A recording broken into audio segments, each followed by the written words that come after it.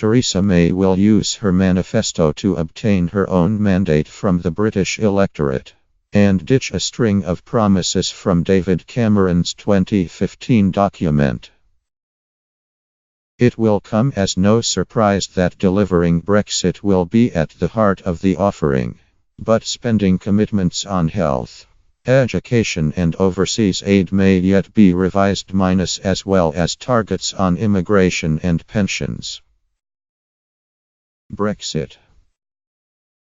May's Conservatives will promise to deliver an exit for the EU that takes back control over the immigration system, involves leaving the single market, and withdrawing from the jurisdiction of the European Court of Justice, commitments already made to the country in her Lancaster House speech last autumn.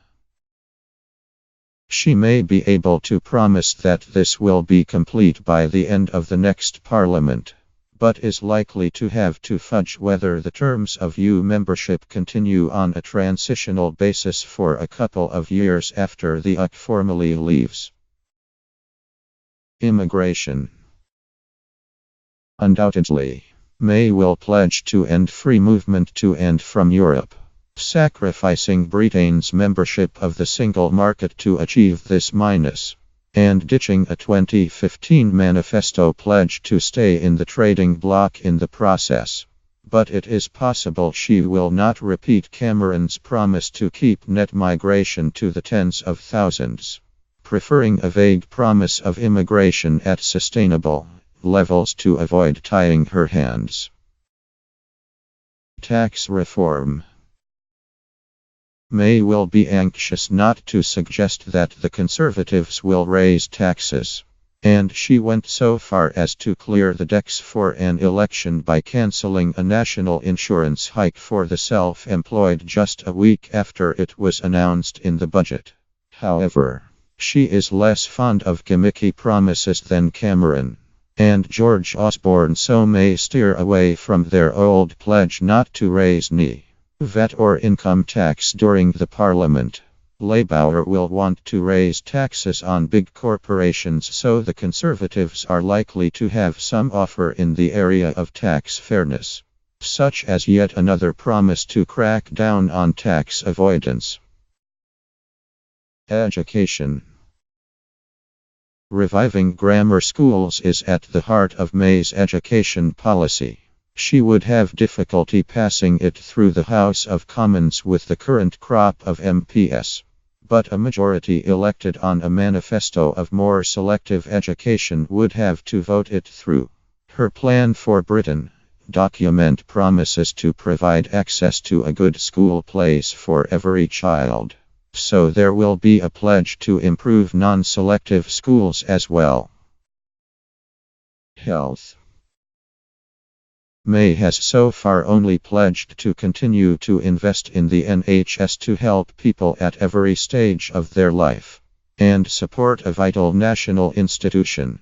Stewardship of the NHS is always a weak point for Conservative campaigns, and this time around, Labour will be able to exploit the fact that the NHS is facing an unprecedented squeeze because of social care cuts and an aging population. However, it is possible that May could try to defuse the issue by going all or some of the way towards honouring the Brexit campaign's pledge to send £350 a week to the NHS. She will also have to look at social care, with options including a cap on the total charges an individual can pay, insurance models, or a death tax on estates, which would inflame the right-wing press. Housing. May will promise to deliver 1M new homes, with a focus on affordable rents as well as home ownership. This is a shift away from Cameron's relentless emphasis on allowing people to buy their own homes. Defense and foreign aid. May will commit to spending at least 2% of national income on defense, but she has not given the same promise about Britain's commitment to spending 0.7% on foreign aid. It is possible she could combine the two elements into a 3% security target, which it is likely would be hugely opposed by charities and opposition parties. Energy.